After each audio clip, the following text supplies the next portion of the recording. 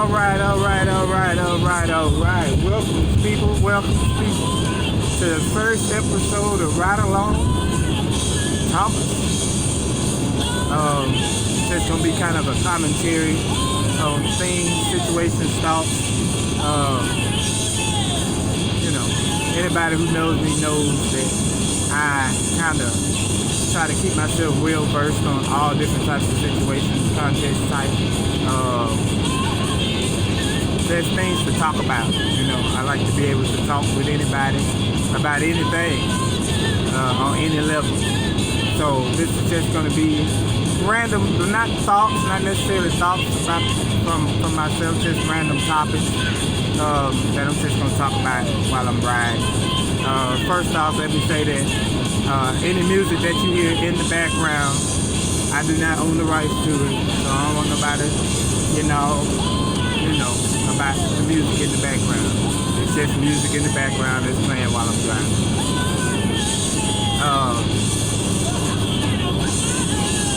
So today I want to start off with, and I think I probably do it every time. Just start off with a quick little joke, just to liven up the situation or somebody's day, life, just to make things a little bit more sunny for you. And today's joke is about these three sisters. There's three sisters, elderly sisters. One's 96, one's 94, and the other one was 92. One day the 96-year-old was in the bathroom. She had drawn the water for a bath and was about to get ready to get in the tub.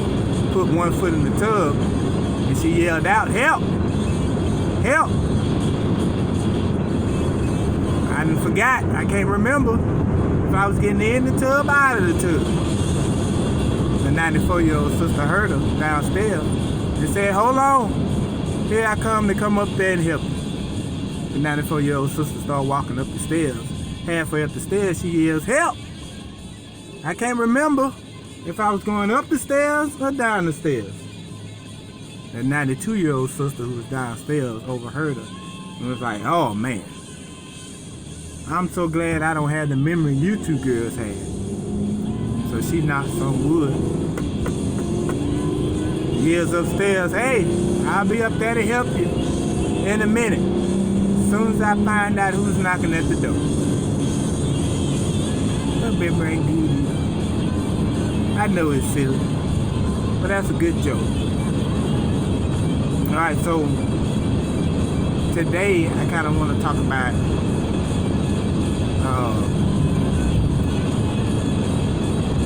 neighborly ways, as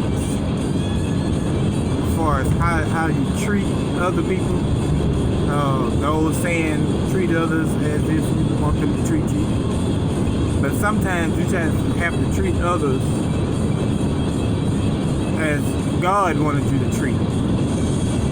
So no matter what God you believe in, what type of God you believe in. If you don't believe in God, that's up to you. Whatever your ideas, your religious ideas, your truth, your ideology, whatever it is, what's yours is yours.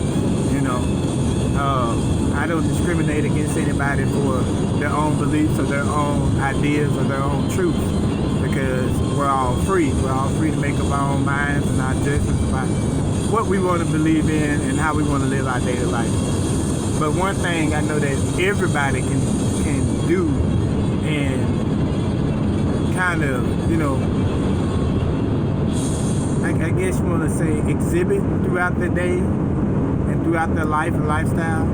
One thing that everybody can do, no matter what's going on in your life, no matter, like I said, no matter what you believe in or how you live, one thing that everybody can do is love. And that's something that's universal. That's not nothing that you have to belong to any type of religion or any type of belief or brotherhood or anything like that in order to love people.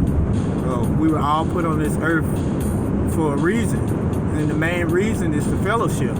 We weren't put here to be individual minded. mean, there's nothing wrong with being an individual, but being individual-minded. We're put here together to be together, to thrive together, to move and advance together, not necessarily try to do everything on our own. It's easy to get along with people if you just keep a good mindset and just understand that everybody's not going to be the same way that you are. Not everybody's going to believe the same things that you believe. Not everybody's going to look at things the same way that you look at it. You might have a different view on things because of the way that you grew up than somebody else has. But at the end of the day, what you can still do is love that person. You don't have to like a person or like what a person does in order to love that person. Because love is a meaning that's to you. You know, love is just a word, and it's only given meaning when you give it meaning. So if I walk up to somebody and say, "Hey, I love you," you know, that's my feeling of I understand, I respect, I appreciate your life. That don't mean that, you know, I want to go out and marry you or I want you in my life every day. What it means is that I have compassion enough to deal with you in your situation. We have to have compassion with people, especially people who kind of rub you the wrong way or make you upset or mad. You have to learn how to have compassion for those people. You never know what's going on in a person's life. You never know how a person was brought up, or you know what your smile or what your good morning can do to a person. You know, a simple hello can warm a person's heart. You just don't understand how. Just today, I was at the gas station today, and usually I don't carry cash. I just happened to have some cash on me. I had a $10 bill in my wallet. And so when I paid for my stuff, my change came out to like $6 and some cents. So once I got my change back, I had bought something else that was like 90 some cents, something like that. So I had to use that dollar and still had a $5 bill left. So once the lady gave me my receipt and stuff, so I gave her the $5 bill, you know, told her Merry Christmas, Happy Holidays, you know, and all that good stuff. And you can tell that touched that lady so much that like she started to shake, to where, you know, a simple $5 bill and a simple gesture of love. I didn't want anything from her, you know. I didn't see her in a desperate situation to where she even needed the $5. But I mean, I didn't need it at the time. But you know, it's just a simple gesture, just an appreciation. You know, I don't know the lady. I'd never met her before. Probably never see her ever again in life. But at the same time, whatever your thoughts are, or your beliefs or religious views are, you should always want to do something in order to help somebody or to make somebody feel better. Even if you don't believe in God and you are atheist, if you believe in the devil, even if you believe in the devil, you should still want to make, you know, life better for people, not worse. You know what I mean? Like, even people who call themselves Satanists believe in nature and believe in putting nature over man.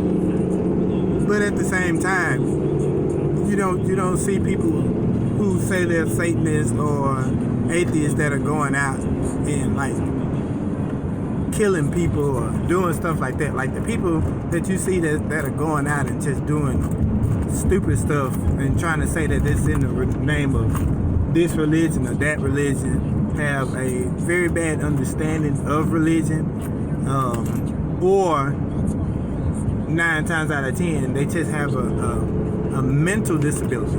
Like, people don't look at it as oh, it's something wrong with them. Yeah, it's something wrong with them. Anybody who goes out and wakes up in the morning and says, I want to go kill 20 to 30 people, they have a mental disability. There's something wrong with their brain.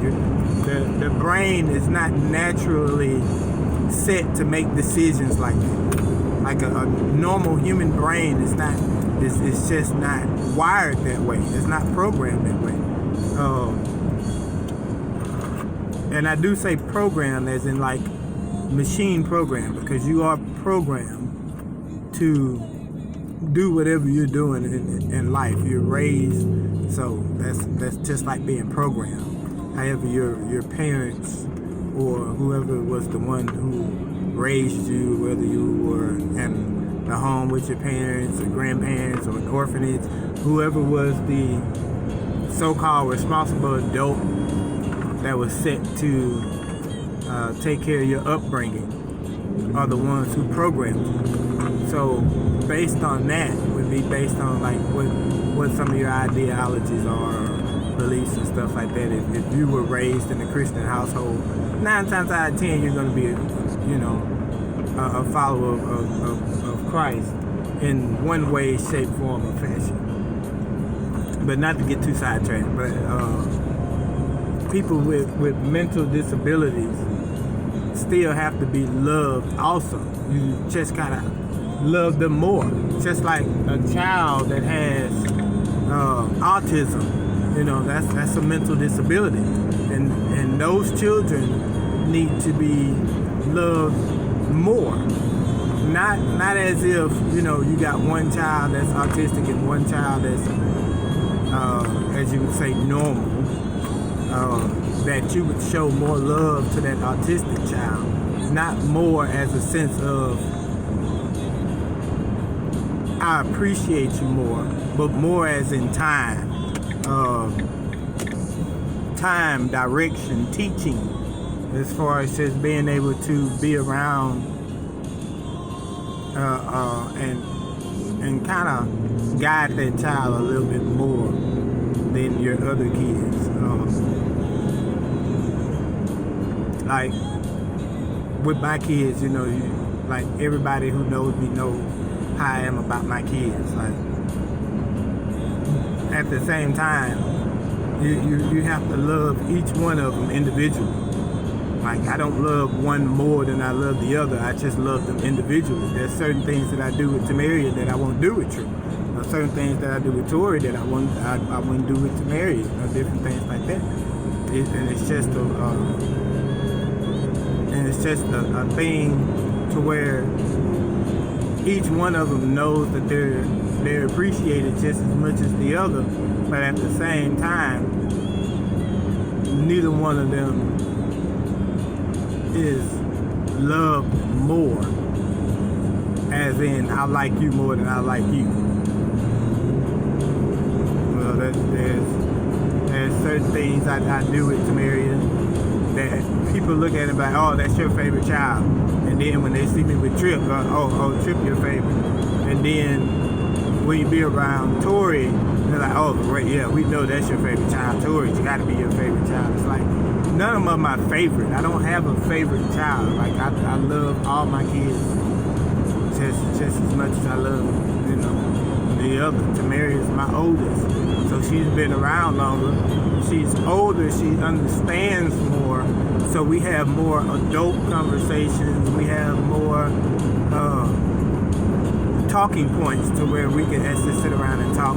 She gets a lot more of the stuff that I'm talking about, or maybe gets more the joking points and stuff that we're talking about.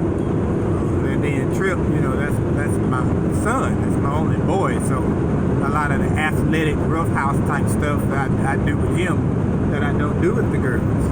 And Tori is just, that's the baby, that's the baby girl. The little miracle baby. The little girl that's been through a lot of stuff in her early childhood. So there's a lot more physical attention, as in nurturing, that's put towards Tori than put towards Trip and Tamaria. But at the same time, that's not more love, and it's not more attention. It's just a different type of parenting. You just have to parent her a little bit different than you do the other two. You got to kind of watch what she's eating and what she's doing, and her health situations and stuff a little